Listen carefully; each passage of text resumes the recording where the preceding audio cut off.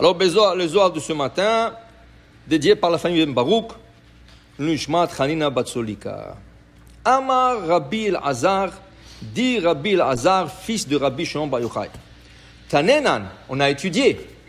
Kol man de Amar Tehila le David Bechol Yom Tlat Zimnin ou Bar Dalma Datet. La Gemara le dit, et c'est pour ça qu'il dit Tanenan. Dans le Talmud, c'est dit, si tu dis Ashrei Yeshve Betecha 3 fois par jour, tu as déjà une grosse part dans Olam Haba. Combien de fois on dit Ashrei Yeshve Betecha? Une, le matin, juste après le Korbanot. Deuxième, après la Hamida. Et troisième, Mincha. Si tu dis 3 fois Ashrei Yeshve Betecha, tu as déjà une part Chelek Olam Haba. Ok? Alors il dit ici, Maïtama. Pourquoi? Pourquoi on ne dit pas Alléluia, Alléluia, on ne dit ça pas 3 fois? Okay? Pourquoi on n'a pas dit un autre psaume 3 fois? Pourquoi Ashrei Yeshve Betecha? Pourquoi Chachamim? C'est Chachamim qui l'ont instauré. Okay? C'est Ezra au Beddino. C'est Ezra à Sofer et le tribunal, quand ils ont instauré la prière, ils ont assuré qu'on dit ce Mizmor 145, Kouf Memhe, 3 fois. Lama. Maïtama. I begin Parnasa Omzuna, Dechol Alma. Est-ce que c'est à cause de la Parnassa du monde en entier? À part moi, le monde en entier aussi a besoin de Parnassa. Alors il fallait le dire le matin et le soir, pas 3 fois. Pourquoi le matin et le soir? Dis le soir, tu sais pourquoi il suffisait? Il aurait suffi le matin et le soir. Parce que quand Akadosh Baruch Hu, il leur a donné la manne, qu'est-ce qu'il leur a donné? Une portion qui, la moitié ils ont mangé le matin, l'autre moitié ils ont mangé le soir. À part ça, il leur a donné la slave, la caille, le oiseau, qui mangeait, ken, ba'erev, basar, baboker, lechem nisboa, ou ba'erev, basar, lechol. Ken? Alors maintenant, amaïtlab zimim bekol yoma. Alors pourquoi 3 fois, Ashrei Yeshve Betecha? Il dit ici, Ela, tren lemzona de bnei nshiv de chol alma. 2 fois tu le dis pour ta parnassa à toi. Et ton entourage, tes enfants, ta famille, 2 fois, le matin, le soir. Alors pourquoi on le répète encore le matin, juste avant la Hamida, juste après la Hamida? Pourquoi on le répète? Il dit, Vechad, le mehav tokfa, le haou atar de petichou yedoi. Le troisième, c'est une louange à cette place que les mains s'ouvrent et l'on voit la parnassa sur terre. Alors 2 fois, c'est pour la parnassa. La 3e fois, c'est pour le louange d'Akadosh Baruch Hu. Merci Akadosh Baruch Hu de nous ouvrir vos mains. Poteachet yadecha, umasbia lechol chai ratzon. Et tu donnes tout le monde leur parnassa. Pour te dire, ce mizmor, c'est très important. Mais en vérité, quand tu prends tout le mizmor, il va en ordre alphabétique. Quel est le verset qu'on appelle le verset clé? Le verset clé, Poteachet yadecha. Là-bas, tu as intérêt de faire une petite pause.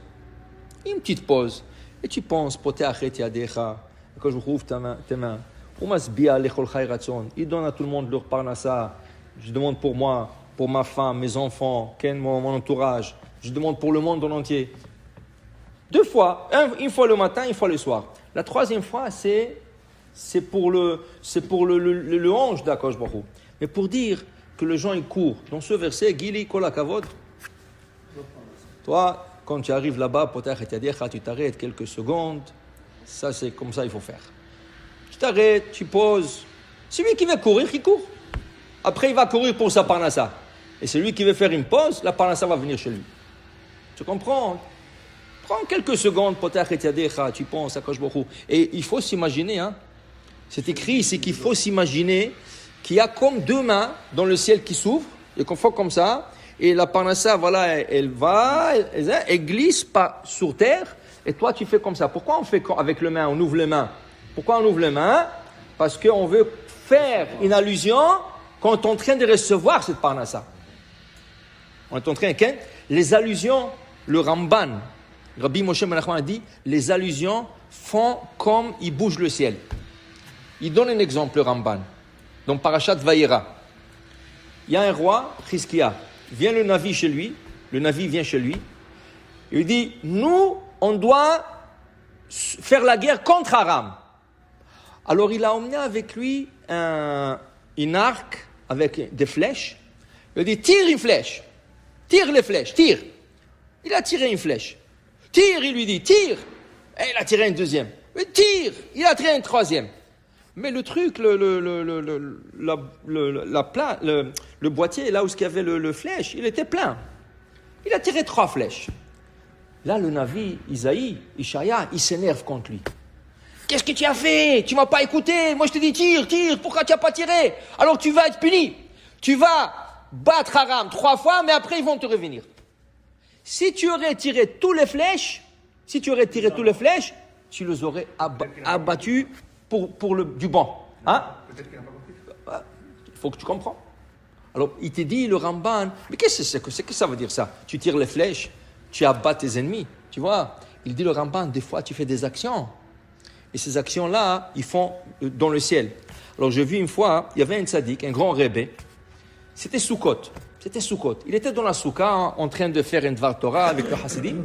Du coup, ce rébé, il ferme les yeux comme ça, et il commence à rigoler.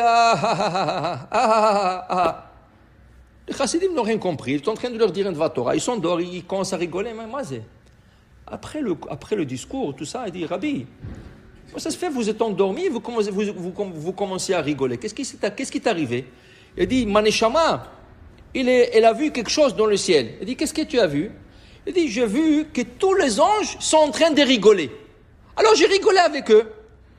Et pourquoi les anges ont rigolé? Qu'est-ce qu'il y a à rigolo? Il dit, non, parce qu'il y avait un juif, un homme, un paysan, un homme normal, pachout. Il était en route, il était dans la route. Et là, il n'avait pas de souka. C'était Sukkot, il n'avait pas de souka. Et il a dit, comment je vais manger le pain? J'ai pas de souka, j'ai pas où m'asseoir la souka, qu'est-ce que je vais faire? Qu'est-ce qu'il a fait? Il avait un chapeau. Il a coupé le haut du chapeau, il a fait un trou au haut du chapeau. Il a pris quelques branches, il a mis sur la tête, il a dit, Elishev Basuka. Tous les anges, quand ils ont vu ça, c'était un acte d'ignorance, mais ils ont commencé à rigoler. Mais pourquoi ils ont rigolé? Pas pour se moquer de lui, au contraire. Ils étaient heureux que, regarde, cette action-là a bougé le ciel. Qui voulait absolument faire la souka. Alors, il a trouvé. Alors, toi, tu vas le voir. Tu vas dire, c'est un fou celui-là. Qu'est-ce qui est en train de détruire son chapeau? Mais dans le ciel, cette action, elle a été acceptée. Tu comprends? Alors, des fois, tu fais des actions avec tes mains, avec des gestes, des mains, et tu comprends pas. Tu crois que c'est des gestes banals. Non, c'est pas des gestes banals. La même chose est arrivée avec la femme d'Igaon Mivilna.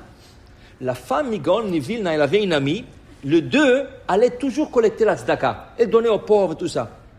Un jour, elles sont parlé entre elles étaient à un certain âge, elles sont fait un accord. La première qui va quitter ce monde et va dans l'autre monde, doit revenir dans le rêve de l'autre et lui raconter qu'est-ce qui se passe là-bas. Alors ils ont dit, tu es d'accord? D'accord, oui.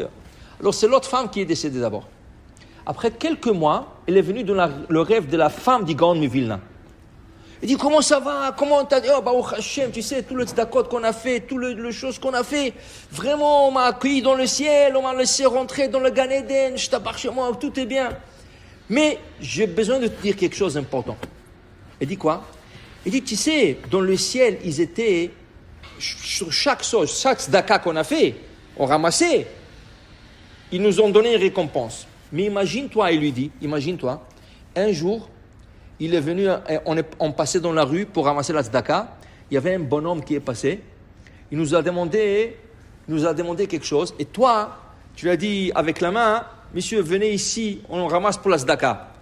Le geste que tu as fait avec la main pour l'appeler, venir vers toi pour donner la tzedaka, a été marqué dans le ciel comme une grande action.